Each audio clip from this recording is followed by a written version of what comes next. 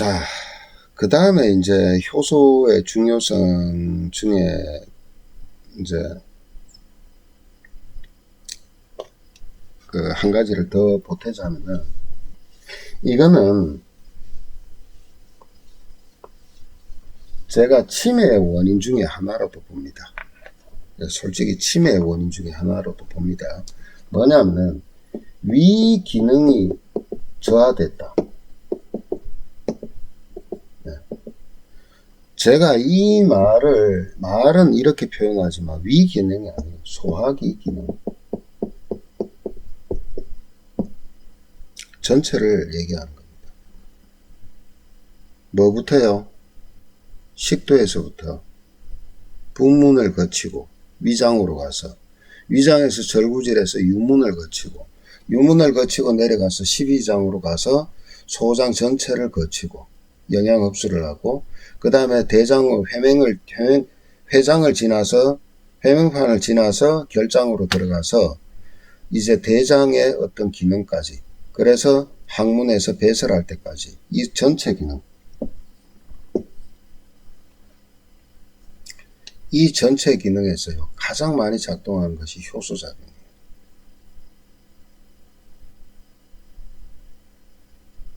특히나 위장과 십이지장에서요. 혀 마찬가지, 입안에도 마찬가지죠. 이런 효소들이 이 음식물의 영양소별로 해서 잘게 부수고 흡수해서 간문맥을 타고 올라갈 수 있는 모든 여건을 만들면서 뭘 하느냐, 뭐 체온을 만들어내요. 발효가 되잖아요. 그죠? 짧게 자르는 역할도 하면서 뭘 만들어낸다고요? 발효시키면서 기초 체온을 만들어내요. 또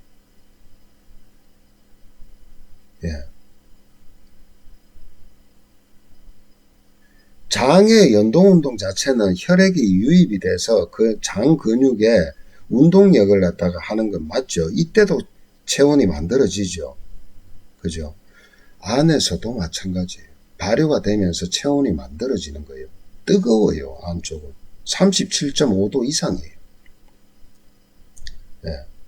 근데 어쨌든 발효하면서 체온이 만들어지는 거예요. 열이 만들어지는 거예요. 근데 이 기능이 떨어지잖아요. 위산부터 적게 나온다든가.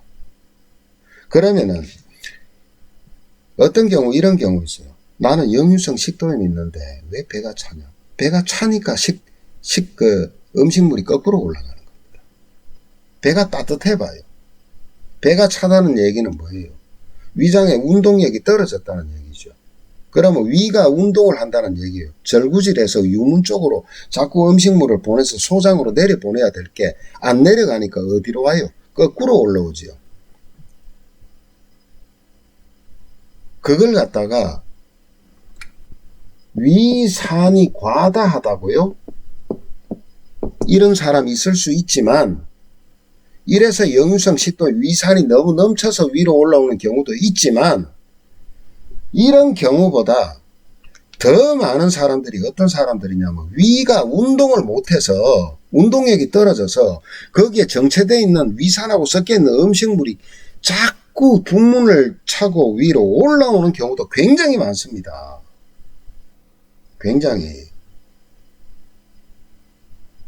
그래서 위 점막을 보호하는 게 위산으로부터 보호하는, 위는 보호가 됩니다.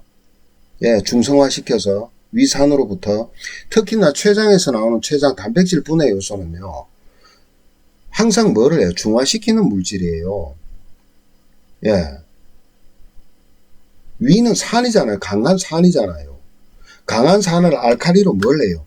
폐하를 균형을 잡아요. 그래서 효소는 어떤 작용을 하냐면은 인체에서 산성된 것을 그러니까 산성된 것을 알칼리성으로 어떻게 해요? 중화시키는 그런 작용을 합니다. 그게 안 되면 어떻게 돼요? 십이지장이 녹지요. 그래서 오는 게 십이지장 궤양이잖아요.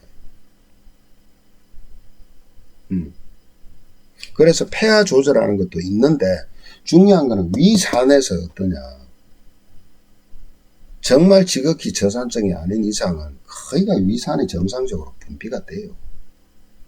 그런데 이런 사람들이 역류성 식도염이 엄청 많은 이유는 뭐냐? 배가 차서 그래요. 배가 찬 이유는 뭐냐? 위장에 충분하게 혈액 공급이 안 돼요. 어디서? 비장에서. 이걸 위열력이라고 그랬어요. 앞에서 위경맥에서 다 했습니다. 그러면 어떻게 되느냐? 위에 운동력이 떨어지잖아요. 운동력이 떨어지면 소장으로 보내기가 어렵잖아요. 그럼 위에 정체되어 있으면 어떻게 돼요? 이것이 역류한단 말이에요.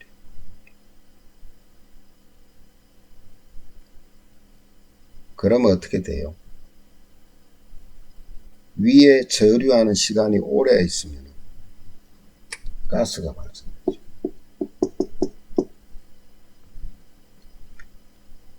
천천히 보통 한 4시간이면 넘어가 4시간에서 6시간이면은 소장으로 넘어가야 되는데 10시간이고 11시간이고 있어요. 배고픔을 느낍니까? 자, 넘어갔다고 칩시다. 그러면 소장에서는 기능을 옳게 해요? 배가 찬데? 피가 적게 가는데? 장의 운동력은 떨어져 있는데? 그러면 소장에서도 가스가 발생하죠. 거기다가 소장에서부터 계속 발효를 갖다가 극대화시키는 이유는 뭐예요? 유익한 균으로 계속해서 좋은 그 물질을 갖다 계속 관문맥을 통해서 올려보내기 위해서 발효를 하는 겁니다. 근데 부패가 되면 어떻게 돼요? 발효와 부패는 다르지요? 예. 부패가 되면 어떻게 되냐? 이것이 독성화되죠. 이것은 끊임없이 뭘 일으키냐? 장누수 현상을 일으킵니다. 세포 간에 앞 시간에 다 앞에서 얘기했던 것들입니다. 예. 세포의 간극이 벌어지고 여기로 예, 부패한 것들이 물질들이 들어가게 되고 이것이 뭐예요? 혈액을 타고 돌죠. 이것들이 가스가 어디로 가요? 뇌로 갑니다. 제가 앞에서도 말씀드렸어요. 가랑비에 옷 젖듯이 계속 젖어 있는 거예요. 실제 여러분들이 나중에 치매에 있는 사람들 주변에 한번 보세요. 전부 여기가 안 좋습니다. 여기.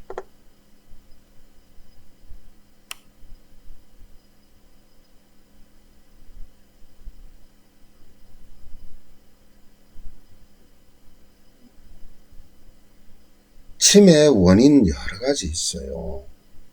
그 중에도 이게 굉장히 큽니다. 우리 뇌는요, 뇌는 뇌장벽이라는 게 있어요. 뇌장벽. 예. 이게 무슨 뜻이냐면은, 뇌는 참 엄격합니다. 엄격해서 뇌신경세포는 어떤 장벽을 딱 쳐놓고 딱 필요한 물질이 위에는 못 들어오게 딱 막아요. 예. 막는데, 이렇게 생긴 가스는요, 못 막아요. 그대로 뇌장벽을 뚫고 들어가요.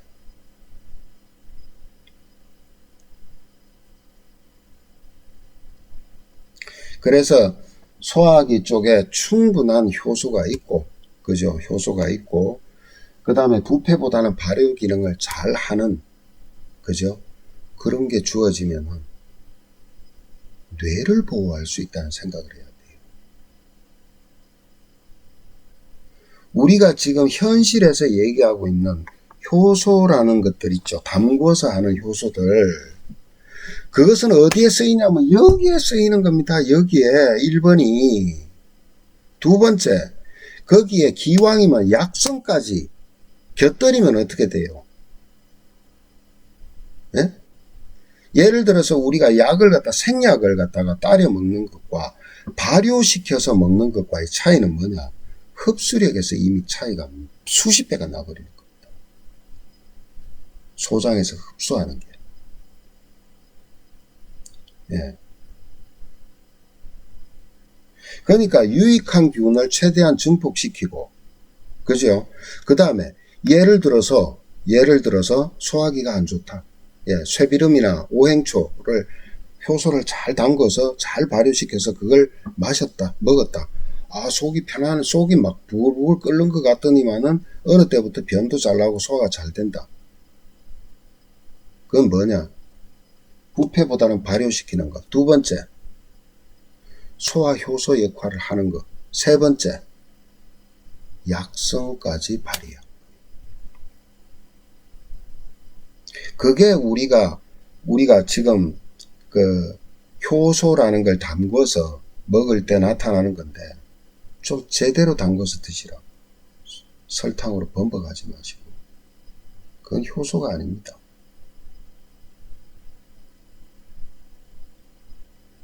어디서 그런 허황된 게 나왔는지 몰라도 그렇게 하면 안 돼요. 정말 제대로 된 효소는요, 종균이라 그래요. 그 효소가 발효될 때 나와서 위에 하얗게 균층을 이룹니다. 그 종균 하나 구하기도 어려워요. 최소한 3년 이상 묵어야 됩니다. 우리가 보통 생각할 때 몇 개월 이상 지나버리면 막 시커멓게 썩어서 부패될 것 같죠. 천만의 말씀이에요. 올바르게 담그면 그렇지가 않아요. 그리고 설탕을 절대로 그렇게 많이 안 씁니다. 그리고 정말 약성을 발휘하기 위해서는 정말 제대로 효과를 내기 위해서 쓰는 비방들이 몇 가지가 있어요. 우리나라의 효소의 역사는요, 고려시대 때 공민왕 때부터 내려온 거예요. 우리가 장 담그는 거, 된장, 고추장, 간장 담그는 거 전부 그 효소의 발효법이나 똑같은 겁니다. 그러니까 그냥 설탕 반, 무슨 채소 효소 담글 재료 반, 그런 거는 그냥 조미료로 쓰세요. 그냥 그런 걸 효소라고 그래가지고 막 음료수로 마시고 그러다가는 당뇨병 걸립니다. 잘못하면. 예. 그런 것에 정말 유익한 것 중에 하나가 우리 조상들이 남겨준 효소 발효법인데, 그죠? 그것이 여기에 되게 도움이 된다는 거. 예. 그걸 참고를 해 두시고, 소화기에 있는 효소의 기능 중에서 정말 우리가 잊지 말고 넘어가야 될 건 뭐냐? 잘 조절하면은 치매도 예방할 수 있는 좋은 방법 중에 하나가 된다는 겁니다.